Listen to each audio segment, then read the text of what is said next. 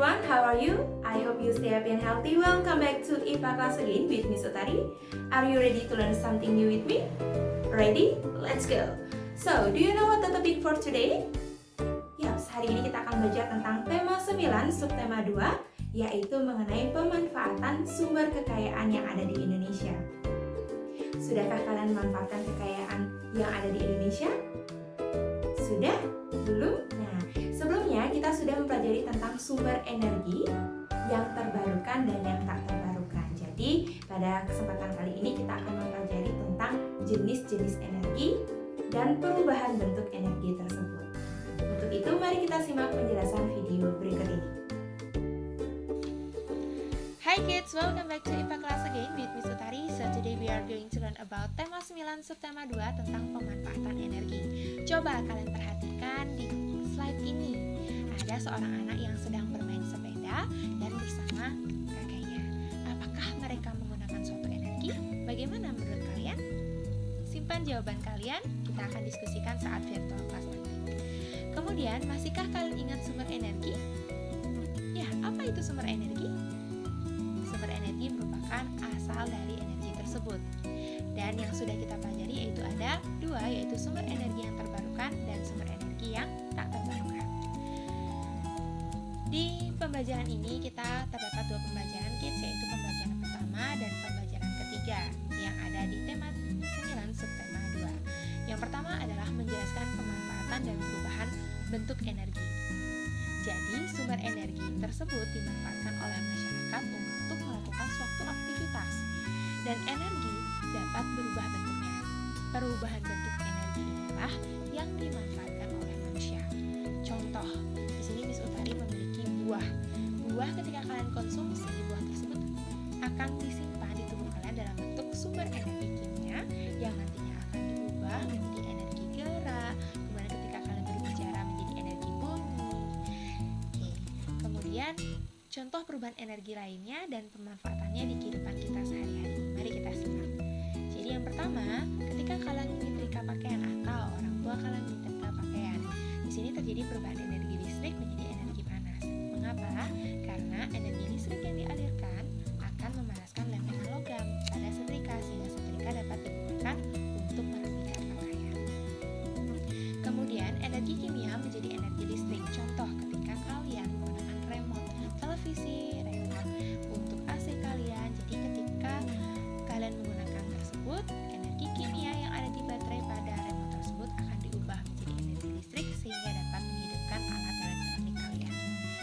Kemudian sepeda ontel. Nah, jadi sepeda ontel itu identik dengan memiliki lampu ya kids ya. Jadi energi gerak dapat diubah menjadi energi listrik. Dari mana energi gerak itu Miss? Dari ketika kita mengayuh sepeda, semakin kuat, semakin kencang kita mengayuh sepeda, maka energi gerak yang akan disimpan dalam dinamo semakin banyak dan kemudian akan diubah menjadi energi listrik. Jika ingin menghidupkan lampu, maka energi listrik itu akan berubah menjadi energi cahaya. Kemudian energi sinar matahari atau cahaya matahari dapat diubah menjadi energi listrik. Mungkin kalian sudah ingat atau masih ingat apa nama alat ini? Yap, namanya adalah panel surya, di mana di dalam panel surya terdapat sel-sel surya yang nantinya akan mengubah sinar matahari menjadi energi listrik.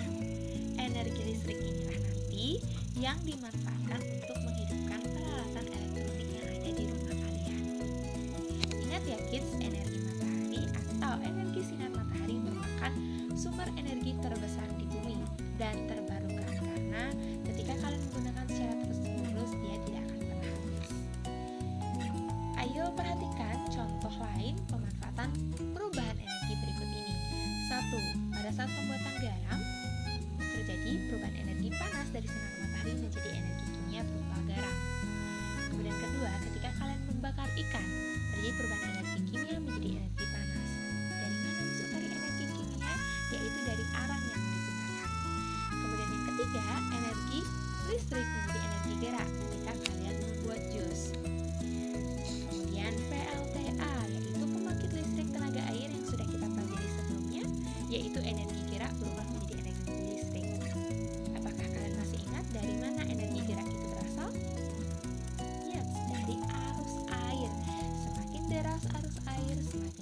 cepat, turbin itu akan berputar. Jika semakin cepat turbin berputar, maka energi gerak yang disimpan akan semakin banyak dan nantinya yang akan diubah menjadi energi listrik. Kemudian radio yaitu perubahan energi listrik ketika kalian sambungkan dengan listrik berubah menjadi energi bunyi yang dapat kalian dengarkan. Dan yang terakhir adalah bahan bakar kendaraan bermotor atau BBM. BBM tersebut di kehidupan kita sehari-hari kita mengenal ada Pertalite, Pertamax, kemudian ada solar. Nah, jadi energi kimia tersebut ketika kalian gunakan di motor ataupun mobil kalian akan mengubah motor atau mobil kalian yang awalnya diam menjadi bergerak. Sampai di sana apakah cukup paham? Yes. Dan kemudian di pembelajaran ketiga kita akan mempelajari tentang jenis-jenis energi yang tentunya kalian sebelumnya sudah pernah mempelajari hal ini. Jadi yang pertama yaitu energi panas atau energi kalor. Jadi energi panas ini dimanfaatkan untuk mengeringkan atau memanaskan suatu benda. Contoh ada ketiga kegiatan di sini yang memanfaatkan energi panas. Pertama, mengeringkan ikan. Yang kedua, pembuatan garam. Dan yang ketiga, menjemur gabah atau padi yang sudah dihilangkan dari tanamannya. Kemudian energi bunyi yaitu energi yang dihasilkan oleh benda-benda yang menimbulkan bunyi apabila benda tersebut bergetar. Ingat kids, sumber bunyi itu semua bersumber dari benda-benda di sekitar kalian yang bergetar.